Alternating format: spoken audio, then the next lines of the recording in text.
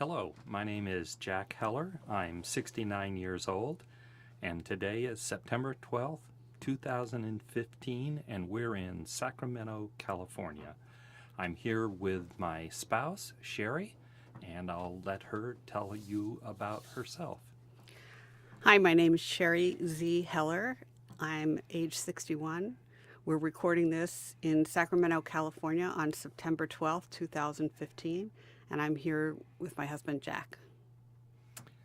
So, Sherri, why don't you start out and give us a broad sense of what it is we want to talk about and what you want to do? We're going to talk together about our parents, those who've passed away. And the particular emphasis I hope we get to is to talk about my dad's life, Monte. He was married for over 30 years before he came out and announced and chose a gay lifestyle, a very gay lifestyle. And that affected my upbringing and my sister's upbringing. And I hope we can sort of honor and commemorate and tell that story, which might not be told in the future. There might not be many people who spend most of their life in the closet before they come out. So it seems like a good idea to put that story down. You know, one thing I think might be helpful is to say a little bit about what kind of person your father is, because it is part of what he did in life, both professionally and personally. So, what kind of guy was he? He conceived of himself as an artist. He was an extraordinarily talented portrait and wedding photographer. But in terms of his personality, he was mostly exuberant, a little bit outlandish. He was loving and he was a romantic. He always wanted the happy ending. He liked the fairy tale, the Broadway love story, and he communicated that enthusiasm and boisterousness in everything he did. I'm going to add something here too. I think one of Monte's real distinguishing characteristics is that whenever he was with people, he would find the emotional core of what was going on. Do you think he did that in a manipulative way, or do you think it was genuine? I think Monte was always manipulating, but I do think it was genuine. He had a very artist view about emotionality. He could see things that were going on that others couldn't, and he'd make you talk about them, and that was interesting. He always wanted to force people to take care of each other in an emotional way. I guess in part that's what made him such a good photographer. He used to brag that he could make anybody cry in a bridal portrait. But it was so genuine, and the love of the wedding and the love of the happy day was so real for him that it never came across to me as manipulative. Okay. So where do you want to start? Well, let's talk about that a little more, about the Okay. evoking the emotion, because it was part of his professional life and part of his natural style. And it was only later in my adult life, when I was studying acting as a hobby, that I came to understand how he did it. When I took acting lessons, I was trained to keep my attention not on myself, but on my acting partner, and to achieve my objective in the scene by trying to evoke an emotion out of the person I was acting with. And so decades later, after his death, I came to understand that he did that without training. He was always watching the people through his camera or in a real life conversation at the dinner table to try to achieve his objective by evoking the other emotion. Now, you're a social psychologist. Is that an unusual skill? Is that how everybody behaves? Everybody responds emotionally, but some people are emotionally talented. They have a high emotional intelligence. And I think he did. Although I think also, he was manipulating people with it as well. So it's an odd combination of a real sensitivity and yet a kind of lack of emotional connectedness at times. He could do that, it seems to me, not just with people's emotions, but he he could do it with light. As a photographer, he could understand the light coming in the window and put the reflector in just the right place so that it made your eyes twinkle in the portrait and you look beautiful. Do you remember when the first time we played pool with him? Yes, I do. Tell about that. Well, he had never played pool, and within 2 minutes of looking at the balls, he was making bank shots and all kinds of fairly difficult things. And we asked him why, and his response was, "It's just like light. The balls work just the way light works." And so he was very bright in that sense and very willing to explore other things. I do want to add one other thing about his photography. One of the things that allowed him to explore emotionality to the degree that he did was that he was sufficiently talented that where many photographers would take a dozen or several dozen photographs, 2 or 3, and he knew that he had the photographs that he wanted. Yeah, he never wasted time. He never wasted screenshots, Right. so to speak. But he never lost the romance of the wedding moment either. All of his close friends and colleagues were in the wedding industry also. His best friend was a florist. He traveled on vacations with the guy who baked the wedding cake and with the caterer. And ultimately that had an effect at our wedding because we got these, all of them knew that if they did their most outlandish, biggest, best products at our wedding, they would get fabulous free photographs that they could use to sell from. So our wedding was a little bit over the top. Quite a bit over the top. We maybe ought to get to a narrative. Okay. I want to tell a little bit about my childhood and not knowing that he was gay, but the clues that were there that I only understood later. Looking back, I suppose there were things I should have noticed, right? Here was a guy who went to the gym every day after work and came home wet from the shower, but he never got in shape or lost any weight. So maybe he wasn't going to the gym, or maybe he wasn't exercising while he was there. There were clues like that. There were the costumes he chose over the years, the paisley hip huggers and the suede vests and the neckerchiefs. This is a little bit stereotyped, but it absolutely is true that every day in the house there were Broadway musicals playing on the stereo. I don't know. Very loudly. I don't know if it's a statistically true phenomenon that gays have an affinity for Broadway musicals. Was that a clue about my dad? I don't know. For me, it just was a romantic view of love and marriage and happy endings, and certain musicals came back. I guess we don't have to go in order, right? We can talk about. Yeah. So, for example, the last time I ever saw my dad before he died, he was quite ill and he wasn't able to carry on a coherent conversation. But we sang a song from Hair, and he could come up with the lyrics and the melody of the musical from Hair, even though we couldn't any longer carry on a good conversation.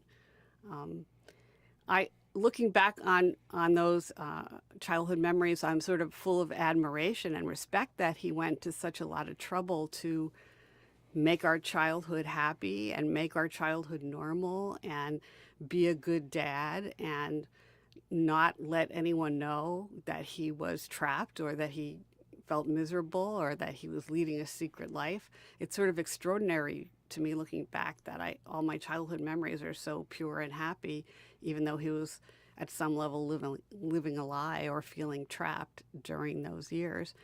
And I can look at it multiple ways. Maybe it's impressive that he did that and he did it generously for me. All the Halloween pumpkins and the dressing up as the Easter bunny and all those things he did to make my childhood happy and normal. And yet, intellectually, I can say to myself, he was cheating. He was cheating on my mother. He was lying about his life. He was living a lie. And maybe I should be, I mean, if he hadn't turned out to be gay, if he'd just been having affairs the whole time I was growing up and lying about it, I guess I'd be angry about that. So my way of dealing with that has sort of been to draw a line consciously at about the time you and I got married and say, okay, I'm just going to pretend he wasn't doing any of the lying and cheating before that. I'm going to keep those memories pure. I was an adult and happy in my own romantic life by the time he started living like that. And I've just succeeded in drawing that conscious line to keep my childhood memories pure and unsullied. Is it time to talk about the relationship that motivated him to come out? I guess he had a series of relationships, but he did meet somebody he was genuinely in love with and spent most of his adult life after he came out with his name was Fred, and he was a wonderful part of our family. Our child and my sister's child grew up calling him Uncle Fred and loving him and considering him part of the family. I remember vividly my dad and I going to tell his mother, Fanny, that he was gay. And it was because of Fred that he decided to do that. So we were driving in the car up Rockville Pike, very nervous, sweaty hands, rehearsing the speech that we had worked on together. And we got to the Hebrew home for the aged and pulled the wheelchair out under the tree. And my dad said the lines we had practiced. He said, "Ma, you've always said I was a selfish boy, and it's true. But I finally found someone whose happiness matters to me more than my own. And his name is Fred. And I hope you'll be very happy for us." And then we just sort of waited to see if she got it, if she understood the significance. And after the pause, she looked at him and she said, "So tell me, Monty, is the boy Jewish?" And she started laughing. So of course she got it, and she had the poise to make the moment light and funny. And I was really impressed. Later, I thought, okay, well, maybe she knew for decades. I mean, she did raise him. Maybe she was suspicious for a long time. And at the time, I thought, wow, she responded really cleverly to such a shocking revelation. But maybe she knew. Hard to know. Yeah, it is hard to know. Actually, I want to tell a little story about another family member just because it's related. Okay. And this is about your grandfather. So this is the case where one of Sherri's aunts wanted to get married to a man named Alvin. And it was very much in the tradition that you had to ask the father for your daughter's hand. And so Sherri's grandfather was sitting in the chair waiting for Alvin to come and ask. He comes in and he says, "Frankie, I really love your daughter and I want to marry her." And Frankie said, "Alvin, there are a lot of people who'd love to have you in their family, but I'm not one of them." And now they ended up getting married and stayed married until, death parted them. But I also think that was a funny story. Did you do that? Did you ask my dad for permission to marry me? Did you do the family tradition? I asked, but I asked in a way that I thought it was clear we were going to get married. I told him that we were in love and that we wanted to get married and we would really like to have his blessing. That's nice. Yeah. And of course he cried. He always cried. He was good at it. I remember that how in some families the crisis is marrying outside the faith. In some families, it would be running away. I remember that the one thing I knew I could do to hurt my dad the most would be to elope, to deprive him of the wedding. I mean, he'd spend his whole life around brides and weddings, and I knew that eloping would be the one thing that would. I never wanted to hurt him, but if I had wanted to hurt him, that would have been the way to do it, because the weddings were so important to him. And was there something that made you think about eloping? No, no, it was just. I think it's interesting how important the fairy tale happy ending was to him. As a child, when he would come home after photographing a wedding, he would always bring a piece of wedding cake for me and a piece for my sister, and then he'd come and wake us up sitting on the bed, and like it was a scene from Sleeping Beauty, and he was Prince Charming, and he would wake us up with a kiss, and we'd get up and have a party and have milk and wedding cake, and that seemed like the ultimate celebration. What's next on your mind? Do I want to talk more about?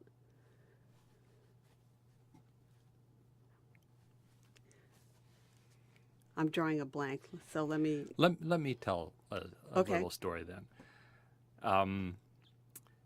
One of the characteristics of Monte was the level of spontaneity, and I think one of the things that led to a lot of relationships for him was just going with the moment. And I don't think he deeply understood long-term commitment, maybe some with Fred. But at my parents' 50th wedding anniversary, we were having dinner, and my dad, who was a very quiet guy and rarely said much of anything, was sitting next to Monte. And finally, Monte turned to him and said, "Freeman, I don't understand. How could you spend 50 years with the same person?" And my dad just said, "When I grew up, you didn't quit." Where do you think that comes from? Is it because he was a pioneer in moving to California from the Midwest? Do you think it was living through the Depression? I mean, it was the Depression. I mean, it was literally you did things or you died. I remember a story told about my grandfather, Jake.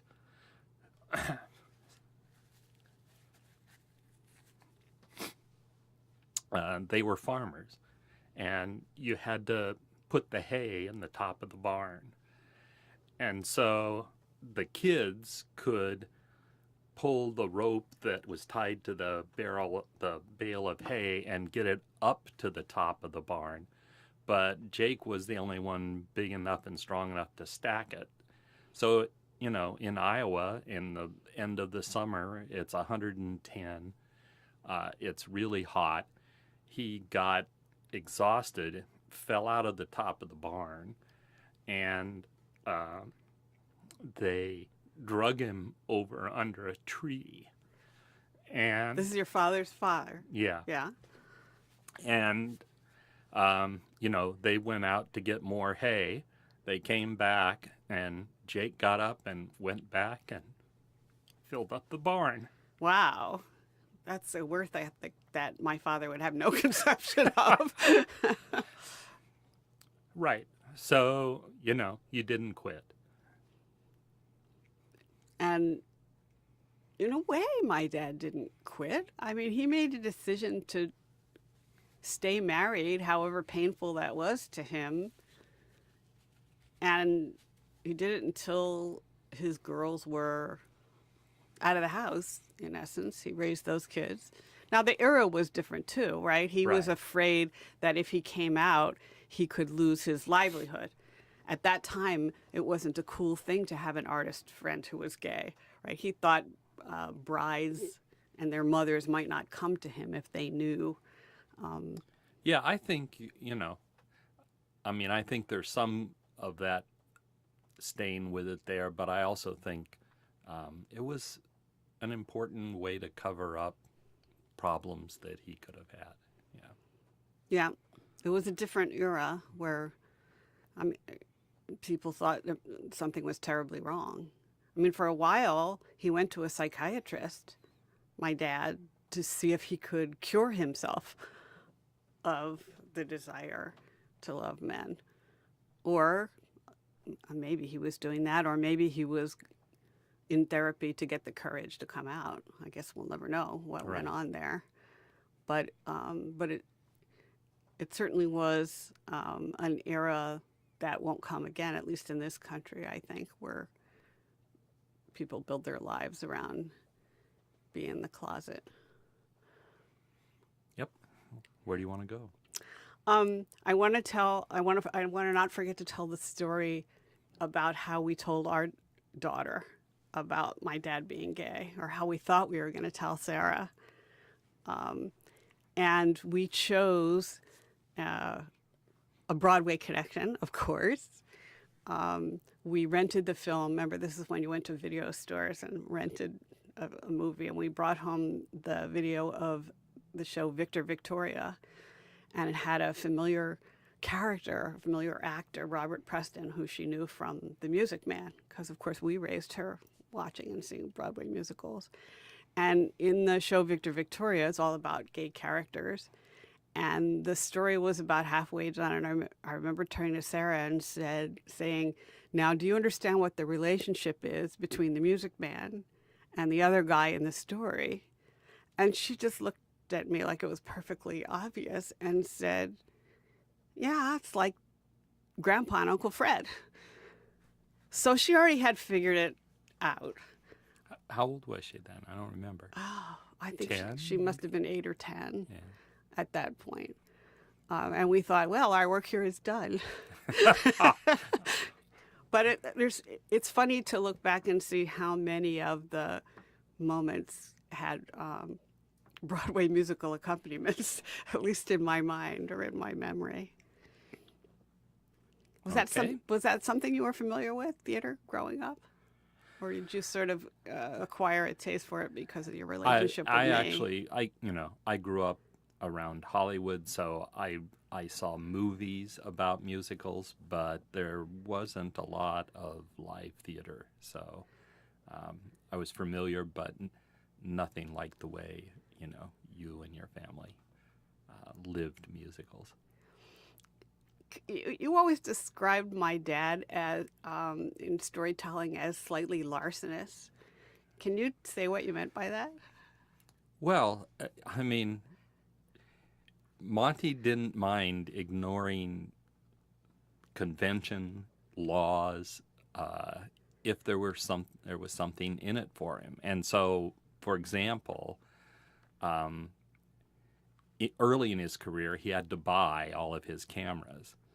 And he'd travel with a lot of cameras. He'd have like 10 and 12 cases of camera equipment.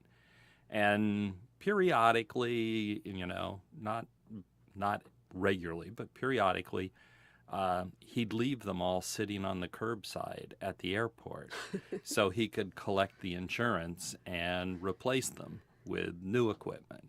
So, that's what I mean by he had a certain sense of larcenous soul, I guess. That's a good story.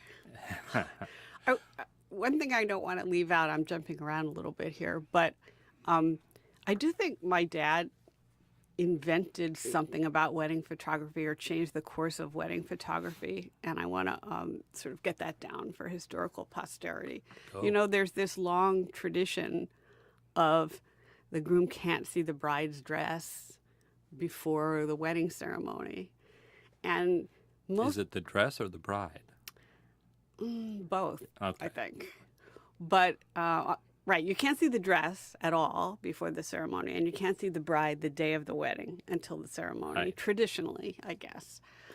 But the result of that is that most of the bridal portraits have always been done after the wedding ceremony.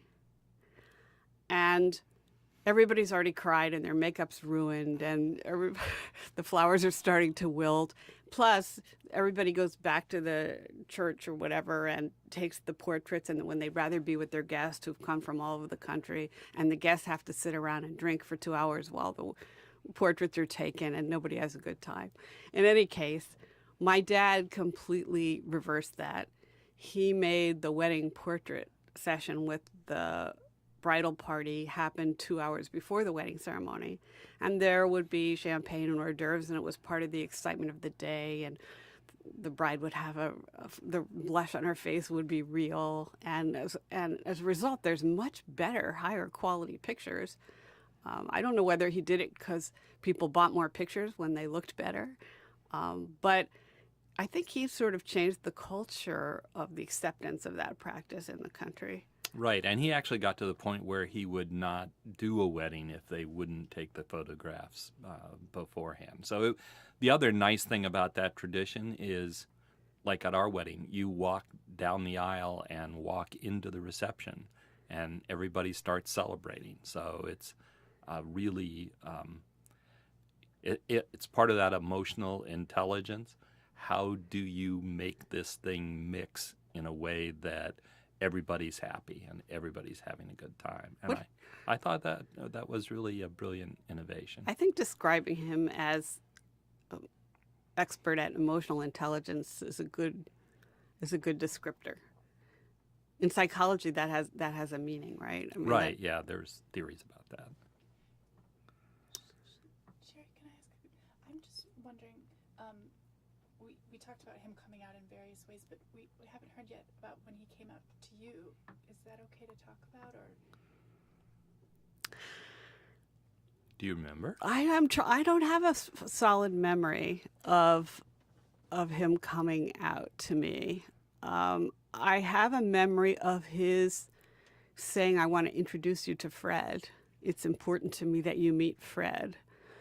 But that wasn't shocking to me at the time, so I must have already known. Actually, thinking back on this, I think, again, it's part of his emotional intelligence. I think he did it gradually. I think it was meet Fred, your mom and I are having problems. I'm seeing a psychiatrist. And so he laid out the pieces of the puzzle. Does that resonate? It seems logical to me, but I wonder if it's something I've repressed. There might be something disturbing in it because I don't remember the initial conversation. I remember every moment about telling my grandmother, but I don't remember his ever saying, "It's important that you know now that I'm gay." Did you learn this explicitly from your mother? That is entirely possible. I don't have a memory of how that. I remember the Sarah. I remember our daughter finding out. I remember my grandmother finding out. I don't have a clear memory of. I can reconstruct pieces, but. Well, lay down on my couch and we will explore. I remember guessing at it the first time more than him telling me, because. It was the day of the Paisley hip huggers and the suede vest and the neckerchief. And the song on the stereo was from the musical Hair. I'll just do. Yeah. I won't sing much of it, but you have to. It makes the scene work. The song was about other flamboyant affectations of appearance are nothing more than the male's emergence from his drab camouflage into the gaudy plumage, which is the birthright of his sex. And I thought, oh, there it is. I remember thinking he must be gay. That would explain a whole lot. So I think by the time he said it's time for you to meet Fred, he didn't have to tell me he was gay. I had put it together. Yeah, I'm thinking he did engineer that, particularly with your sister, Tammy, right? He had Fred doing her hair, and they'd done a number of things together. So I think he was laying breadcrumbs. Yeah, that would make sense. He didn't want it to be a rude, shocking moment. Right. He wanted it to be part of the relationship. This understanding was there. There have been other colleagues in my life who are gay and who actually sort of brought me in as a consultant to talk about how come you. I need to come out. I need to tell my children that I'm gay, and I'm afraid of how this is going to go. And can you help me? Can you consult with me on how to tell my children and how to preserve the relationship so they won't hate me for living a lie or think that I'm a hypocrite?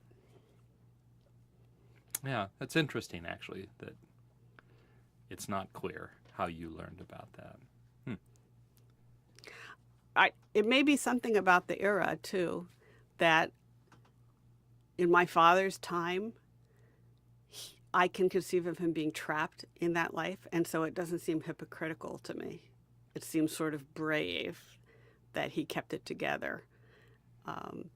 Whereas this colleague of mine who's consulted with me more recently about coming out, his fear was that his children would think he'd been a hypocrite because he hadn't come out earlier.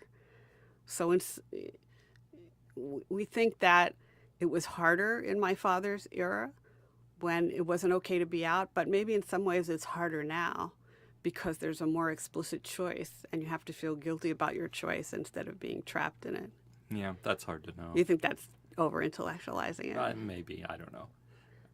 I think you ought to say something, though, about how this his coming out affected your sister, which I think is very different than how it affected you.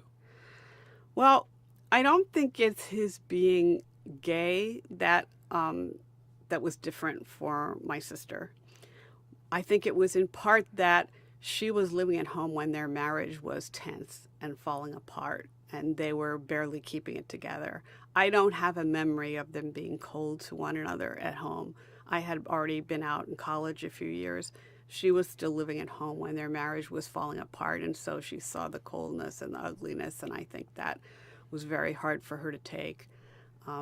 She was angrier and more conscious of the fact that there were years of lying. And she was treated differently, right? I mean... Yes, absolutely she was. So, for example, when I went away to college, my parents went with us for the weekend and made a big deal out of it. When my sister left for college, I think my parents were largely relieved that the masquerade was over, and they didn't go. They had a business trip they had to go on. And so our housekeeper and her husband and I took my sister to college. Similarly, we had this big spectacular wedding, you and I, with all the caterers and the flowers and everything like that. When it came time for my sister to get married, my parents were already broken up, and she pretty much organized and put on her own wedding.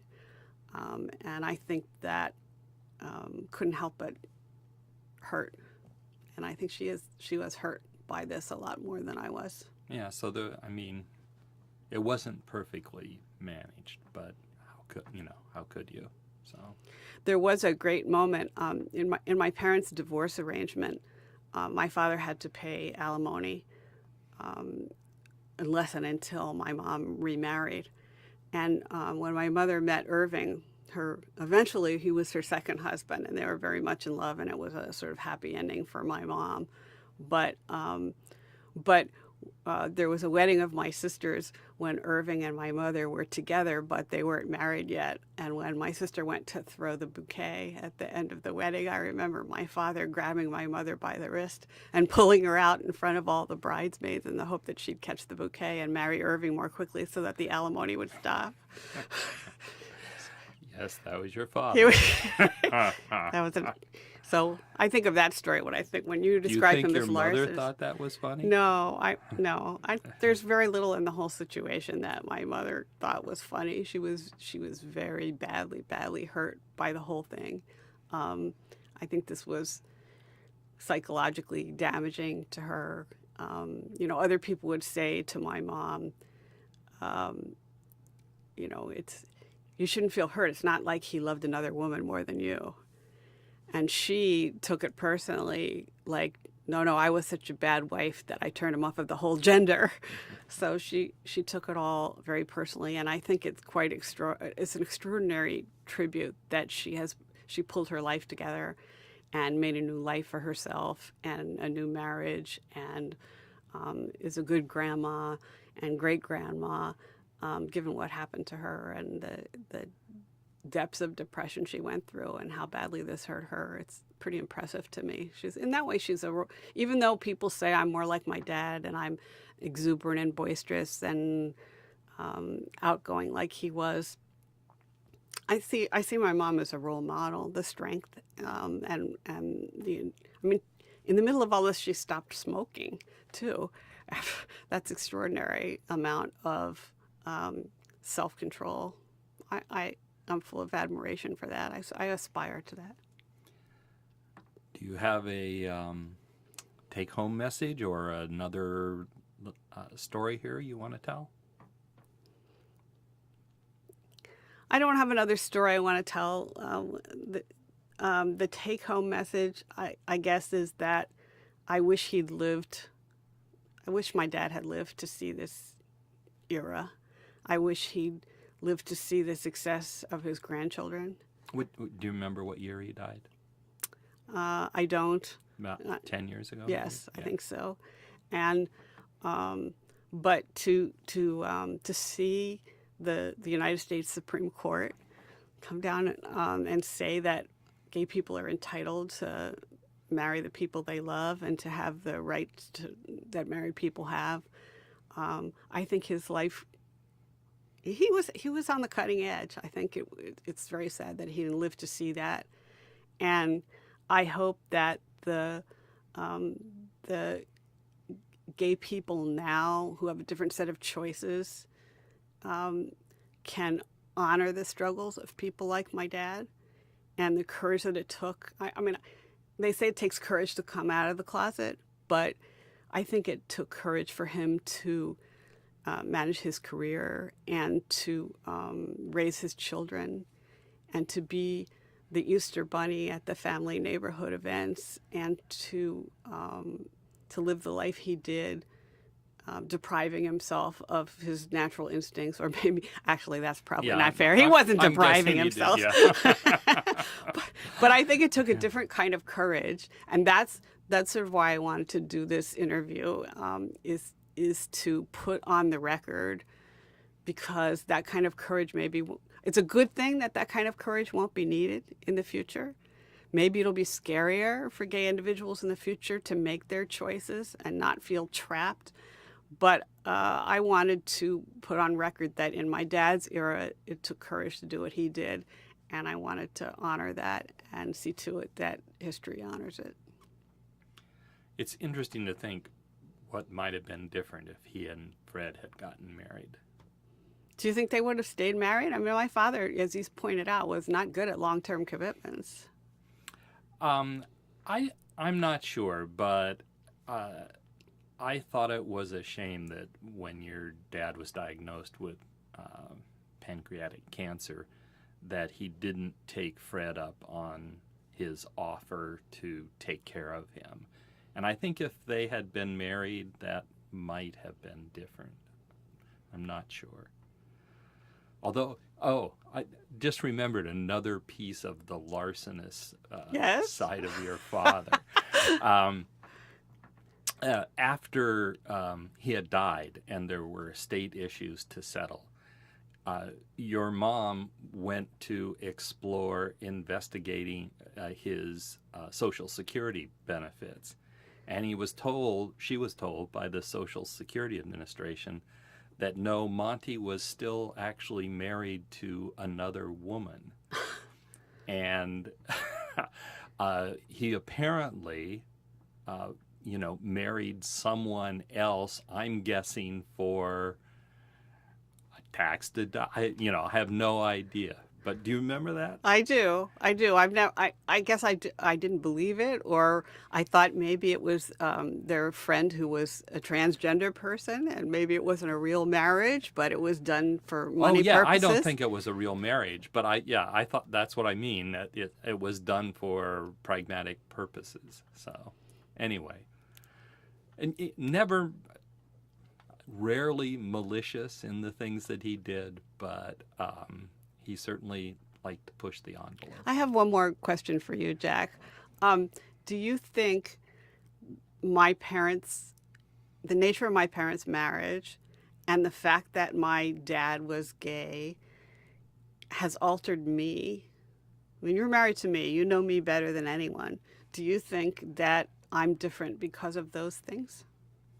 No, you have a very strong personality, and it doesn't get pushed around by much. So I don't think so. And particularly, as you said, you were out of the house. It in some ways put this screen between their life and your life. And I think you lived on your side of the screen. I like living this part of my life with you. Good. It's fun. I love you. Love you too. Are we out? I don't know. There's nothing else. I'm exhausted.